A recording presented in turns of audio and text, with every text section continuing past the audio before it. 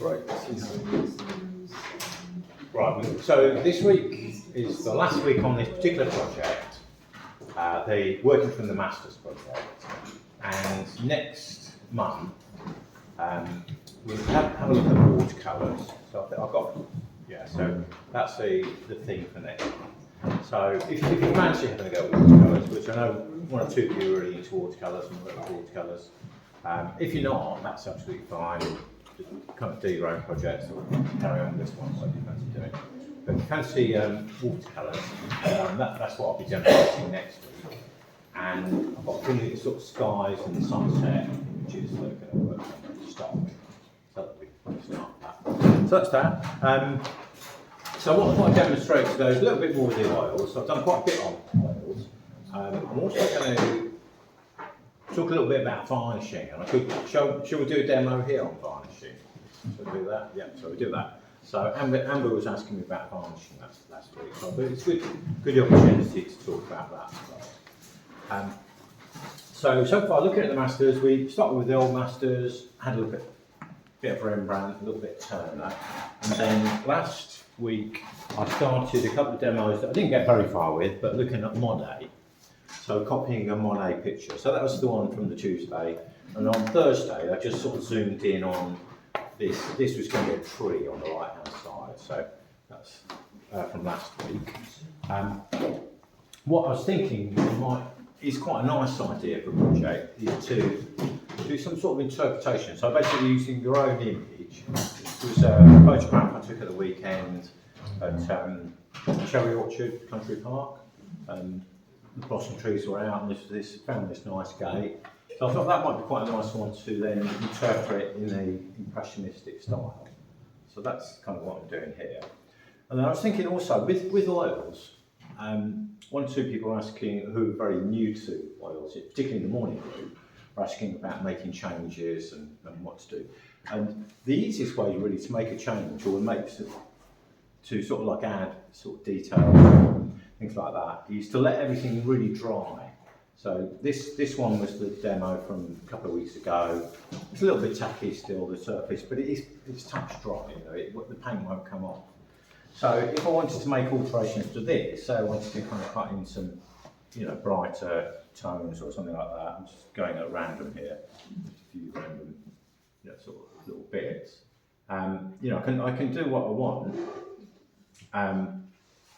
But if I want to then remove that, it's fairly easy to do so.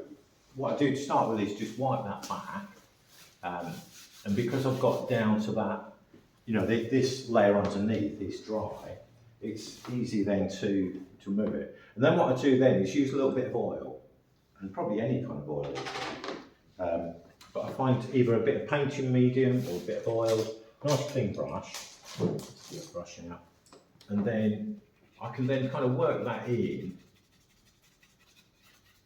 and that should then come off. So I'll go on then back to either, something sort of fairly clean, like a kitchen knife. I can then get back down, usually get back down to the layer that I had. So that's one of the nice things about oils, as opposed to something like acrylics. If you're working with acrylics, that's going to dry very quickly. And you've then got to paint over the top. It also means that you can sort of gradually build the paint. That's. I just thought I'd show you that because some people found that useful this morning. As I say, with this one, what I did was, as you can see, I've just sketched it out with very thin paint. So that's oil paint, but that is all dry now. That was just from this morning, the water mixed with oils. And then that's the first layer, and then the next layer is to go in a little bit stronger with thicker paint. So I've got a couple of colours mixed here. With the sky, I would, quite a lot of the time, we're looking at Monet, he sort of gradually builds his paintings up with layers of paint marks. They're not particularly blended either, so some are just pop down, something a bit like that. So I'd work almost like the solid areas around here. Perhaps some of these areas in between the branches, so just a little bit more here. And then once I've got that sky in, This, one of the difficulties with blossom trees is obviously we know that this is white blossom, and it's very tempting to just get the white out. But because it's, the sky is a lot brighter than this area, I need to really make some sort of greys for that. So again, I've mixed a few different colours together here. The Impressionists tended to use mostly sort of the brighter colours, so that's what I've done. I've mixed some blues and yellows and reds together to make a kind of sort of purpley grey. So I think a little bit darker actually, to make that a bit darker. A bit more blue and red. So slightly lilac here, and then a little bit of red to stop it being too bright. And then I can work some of those areas in. Now this area, as I say, is quite solid, so a reasonable sized brush to start with. And get that in quite a solid way. I'll just do perhaps one section of this. Now he probably came back over a few different sessions to paint this, and then where we can sort of see little bits of blossom, the end of twigs, that's when I would perhaps just use the tip of the brush and just get some little tiny marks. Something a little bit like that. I would also want to put some other colours in there, so perhaps make that a little bit bluer in places. I'll exaggerate this a little bit. And you get this slight sort of optical mixing. So that, if you've got warm colours and then cool colours put together, and they then start to, just look fairly lively. So that's a few blues there. Maybe go for some. Let's get another brush and just go a little bit warmer now. Put some orangey, yellowy colours. Put some of those in. So the colours that they used, actually a little bit pinker. That's what I wanted to go. They're almost like exaggerated colours. I mean, this was, it's a lovely scene, but it's a little bit of a dull day, so just going to exaggerate the colours to give a livelier look to the painting. So a little bit of pinks in there. And then things like the twigs and the branches, I've got a darker mix here, and a nice thin brush. And hopefully that will work out. Yeah, just about go over the top of that. It's painting wet into wet paint. You're obviously picking up a certain amount of the colour underneath. So this is where you have to have a fairly light touch of a softish brush, or a brush with a little bit of spring to it, and then I can get some lines to go in there. Otherwise, let it dry and then pop those on the next layer. So these have got almost like a dry look to them, some of these marks. So blend a few of those in. So that's a little bit on the Impressionists. Do a little bit on varnish.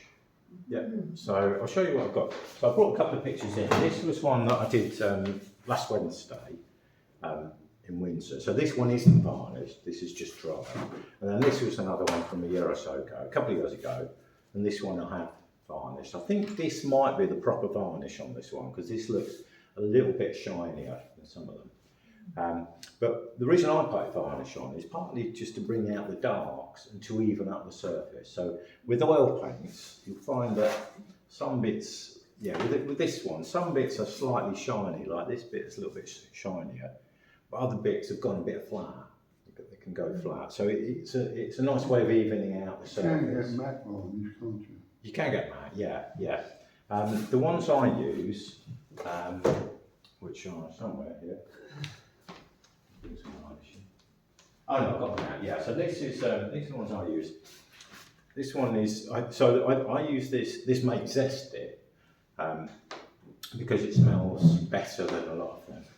I found I did buy one really glossy varnish and it just gave me headaches. It's too much. It's too strong a smell. So the zesty products are all made out of citrus oils. So they're made out of lemons and oranges and things. So you can get like a solvent called zesty. But they also do things like the varnishes and painting mediums, so I'll buy some of those. This one is called retouching varnish, and this one, as soon as your painting's dry, you can put this on. So as soon as it's touch dry, really. So this is like a very thin temporary varnish, and varnishes are removable as well. So you can get, if I say sometimes I've had a painting, then I've varnished it, and then we've decided bits weren't right, so we've wiped the varnish off, just got some solvent out, wiped it off, and then I've repainted a bit, and then I've put some more varnish on. So that's the great thing about varnish. So particularly like if you've got the old master paintings, over time they absorb a lot of kind of atmospheric pollutants, like smoke and all sorts of things, and they'll discolour. So that's what's nice about these, that you can just get some solvent and remove it and then put another coat on. This is only applicable to one. Well, you can put them on. You can put them on acrylics as well. There are acrylic varnishes, but I'm not sure you can take those off. Or you don't know. I don't know much about those. The only reason I've been using varnish is because the frames I put in haven't got any glass or plastic in front. Yeah. So that's why I do varnish. Yeah. I mean, it will protect the picture. You don't, with say acrylics and oils, you don't have to put varnish on. And for years I didn't do. And then I just started, I saw some in galleries and I thought, no, I quite like the look of the varnish. But I don't like them very, very shiny. So I quite like this one, the retouching varnish, because it will just give it a kind of sheen and it brings out the darks without getting too glossy, really. But what I tend to do, it's a bit difficult to do it here. I usually just sort of pour a bit onto the painting and just get a nice, I mean this is just like a really cheap brush. I don't really advise anybody to just go to the works, but these cheap brushes you can't go too far. These are quite good, a nice soft brush. So I just pour it on, just give it a kind of, give it a nice even coating. You then need to leave it flat to dry, and obviously you need it to be in an area that isn't got lots of dust and things in. So here, if you want to do anything here, I've got varnish here if you want to have a go. We could always leave it up there to dry, because it will take a day or so to dry. Do they get an aerosol in that sort? You probably can, yeah. That'd be easier when it's get a level. Probably, yeah. I just prefer liquid things. I don't really like aerosols too much. I mean, you're probably going to get more in a bottle like that. And then leave it dry. Obviously, because it's solvent based, you need to then wash your brush in solvent and then wash that liquid. So I tend to keep a bit of solvent separate that I just wash varnish brushes out in. But yeah, if anybody wants to have a go at that, I'll do a little bit with amber in a minute. Okay. Okay. Yeah. How many layers do you do? I just give it one layer. Yeah, one layer. I find that that's enough. Yeah. I mean, if you felt like you needed another, you probably could do it. Yeah. Yeah. And I have used this over acrylics as well. It's how it works. But as I say, you probably can buy acrylic varnishes, but I just don't want too many different things around. This works. So. And I like the idea of being able to take it off. Yeah, you put one, they don't come off. Interesting. I don't know that the big ones No, will. I think you can get some cool, they've got, I think you can get one that comes off, but it's very expensive. Yeah. The average ones don't come off. Yeah. So yeah, this seems to work for me. I quite like the look of the pencils. And you use that on acrylics as well. Yeah, I have. Sorry?